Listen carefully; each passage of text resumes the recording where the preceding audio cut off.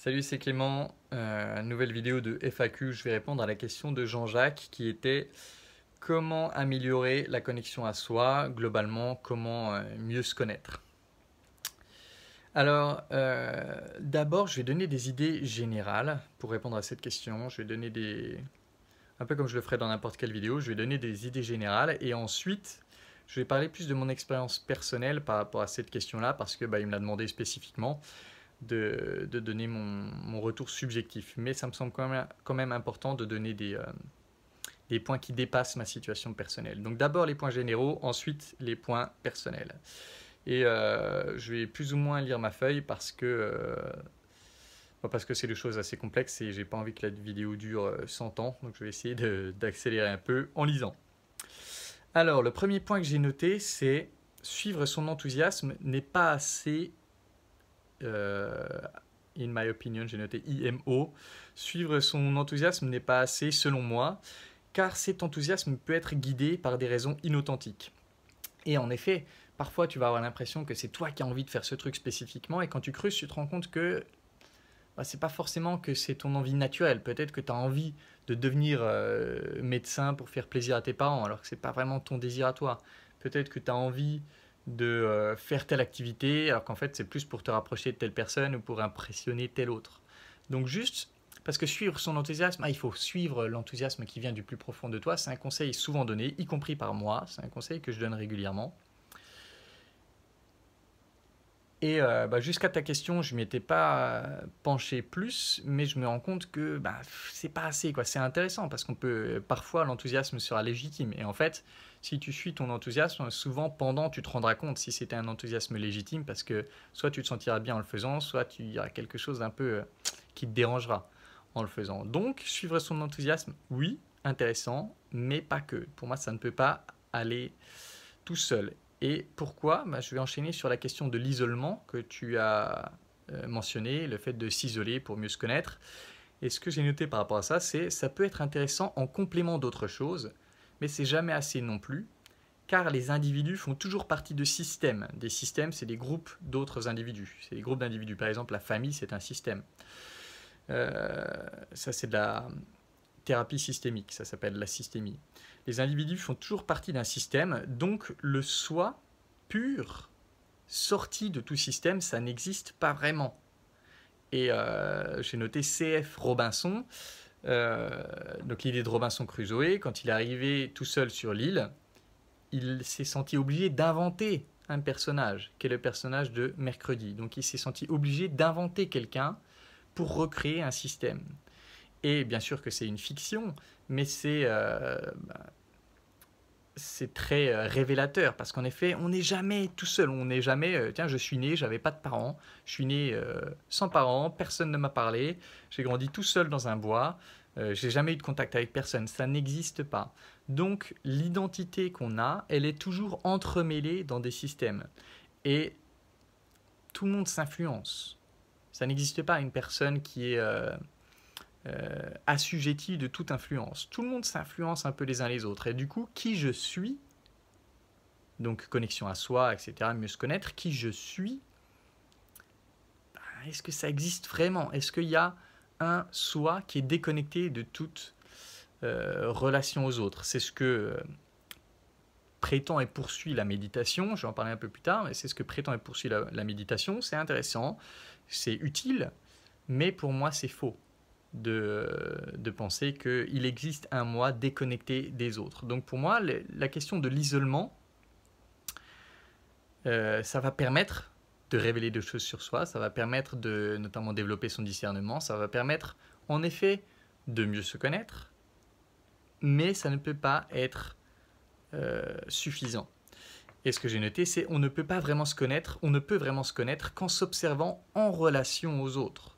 C'est nos relations qui nous révèlent le soi le mieux. C'est s'observer soi-même quand je suis en relation avec d'autres, voir comment j'évolue dans le monde, comment j'interagis avec les autres. Et j'ai noté les autres, mais les autres, ça peut être des choses aussi. Quelle est ma relation à mon ordinateur, quelle est ma relation à mon téléphone portable, quelle est ma relation je sais pas, aux vêtements. C'est en observant ma relation aux gens et aux choses, puisqu'un système, ça peut aussi contenir des choses. C'est en observant sa relation et ces réactions aux autres personnes et aux choses que je vais pouvoir mieux me connaître. Et un autre élément intéressant là-dessus, Krishnamurti, le meilleur moyen de se connaître soi-même, c'est de s'exprimer et de regarder ce qu'on a dit. Mais on s'exprime en parlant à quelqu'un d'autre. Juste s'exprimer tout seul, comme ça, dans le vide, ça n'aura pas la même couleur. Ce ne sera pas pareil. Parce que quand on parle à quelqu'un, on adapte forcément un minimum notre discours pour qu'il soit compris par cette personne. Et donc voilà, ça rejoint la question de l'isolement. Pour moi, on ne peut pas se connaître soi-même juste à partir de l'isolement. Et du coup, maintenant, des techniques plus concrètes qui, pour moi, permettent de développer la connexion à soi. J'ai noté, bien entendu, connexion authentique, parce que justement, dans la connexion authentique, on pratique le fait d'être en relation avec les autres et d'observer en même temps ce qui se passe en soi. Et en suivant ces fils-là, en suivant nos réactions aux autres, positives comme négatives, tiens, pourquoi est-ce que ça m'énerve quand tu dis ça? Eh bien, on va l'explorer en atelier. Pourquoi est-ce qu'un tel m'énerve, par exemple? Et ça va me remonter des infos sur mes zones d'ombre qui vont me permettre de mieux me connaître et de mieux me sentir connecté à moi. Donc, connexion authentique, bien entendu. Byron Katie, le travail de Byron Katie, c'est une forme de méditation, mais c'est une méditation liée à une situation précise qui, pas nécessairement, on va dire qui implique toujours quelque chose d'autre que moi, quasiment. À 95%, ça va être soit ma réaction par rapport au comportement de telle personne, soit ma réaction par rapport à tel objet, telle chose, tel événement de la vie, etc. Et donc, ça va me permettre de m'observer en relation avec un système, de voir comment je réagis en relation avec un système, et de questionner tout ça pour arriver à une essence plus pure de qui je suis. Au final, une meilleure compréhension de moi et donc meilleure connexion à moi, parce que si je me comprends mieux, je vais pouvoir mieux exprimer ce qui me semble être le plus proche du vrai moi. Troisième truc, j'ai noté la thérapie de groupe. Alors ça, c'est parce que j'ai un client qui m'en parle beaucoup. Moi-même, j'ai jamais fait de thérapie de groupe, même si, bien entendu, que la connexion authentique, ça fait écho à ça. Et quatrième truc, qui est peut-être le plus pratique et qui se trouve être gratuit, réfléchir sur ses relations. Réfléchir sur ses relations, c'est-à-dire vraiment faire ce travail tout seul de tiens, pourquoi telle personne m'énerve, pourquoi quand telle personne a fait tel truc ça m'a énervé, pourquoi est-ce que je me sens si bien avec telle personne, pourquoi est-ce que quand telle personne fait tel truc ça me fait me sentir tout joyeux, etc. D'aller explorer, d'essayer de remonter le fil de nos réactions aux gens. Ça c'est un truc qu'on peut faire tout seul et comme je vais en parler dans mon expérience perso. Et j'ai noté un dernier truc par rapport à ce qui peut vous aider. J'ai noté indirectement tout ce qui augmente le discernement. Donc tout ce qui, d'une façon ou d'une autre, augmente votre capacité à voir ce qui se passe en vous ou dans votre corps. Donc tout ce qui est méditation, tout ce qui est danse, yoga, je ne sais quoi.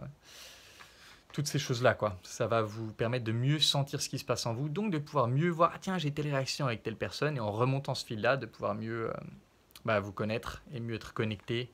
Ouvrez-vous. Maintenant, ça fait déjà 8 minutes, je vais essayer d'accélérer, notamment parce que je filme avec mon téléphone et je peux uploader que des trucs de 15 minutes max. Alors, mon expérience personnelle, j'ai noté connexion authentique. Bien entendu, je pratique beaucoup de connexion authentique dans mon groupe, avec des clients, mais aussi sur des sites anglophones. Donc beaucoup de pratiques de connexion authentique, en particulier maintenant avec le discernement, j'en fais presque tous les jours. Byron Katie, j'ai beaucoup pratiqué, je suis allé faire 2 événements à Paris, dont un pour lequel j'étais bénévole. J'ai fait son coaching de 9 jours en Allemagne, donc 9 jours à faire que ça du matin au soir. Et suite à ça, j'étais allé voir Dan Millman au Costa Rica. Et au Costa Rica, tous les jours, je pratiquais le travail de Byron Katie. Et je le fais régulièrement. Enfin, c'est plus ou moins intégré en moi, ce questionnement-là. Et je l'utilise toujours aujourd'hui. Les coachings, alors là, j'ai noté, bien sûr, j'ai fait des coachings en tant que client, notamment avec un gars très intéressant que j'aime beaucoup qui s'appelle Bob Schwenkler. Qui fait un travail sur la masculinité, ressentir son corps, etc. Et aussi, tous les coachings que je fais en tant que coach, comme je suis main dans la main avec la personne, que j'explore son monde intérieur, bien, en découvrant son monde intérieur, il y a des choses qui vont faire écho en moi. Et donc forcément, je vais en apprendre sur moi en même temps que j'en apprends sur lui. Donc ça m'apporte énormément à titre personnel de coacher. Ensuite, j'ai noté mon couple. Donc, bien entendu, puisque j'essaie de faire réussir mon couple, il va y avoir plein de choses, des conflits, des ci, des ça, des choses que j'aime, des choses que j'ai envie de développer, nanana. Et en mettant beaucoup d'énergie dans le fait que mon couple soit de mieux en mieux, eh bien, je suis obligé, moi, de me développer. Je suis obligé, moi, de mieux me connaître, de mieux me comprendre, d'être plus honnête envers moi-même, de reconnaître que par moments, j'ai tendance à manipuler, de reconnaître que par moments, j'ai tendance à être tyrannique, d'aller explorer ça pour pouvoir les dénouer et bien sûr effacer les comportements qui sont malsains pour moi, que j'ai pas envie d'exprimer et qui viennent d'une peur, tout simplement. Donc mon couple, c'est vraiment une grosse zone de développement personnel pour moi et recherche des zones d'ombre via l'analyse de mes réactions aux gens et aux choses. Donc ça, c'est vraiment au quotidien, tout le temps. C'est tout le temps quelque chose qui est présent en moi. Quand je me sens bouger émotionnellement, quand je sens qu'il se passe quelque chose en moi, je vais essayer de remonter au fil pour mieux me connaître. C'est vraiment j'ai une pratique de tous les jours depuis, je sais même pas, depuis très longtemps. Et donc, si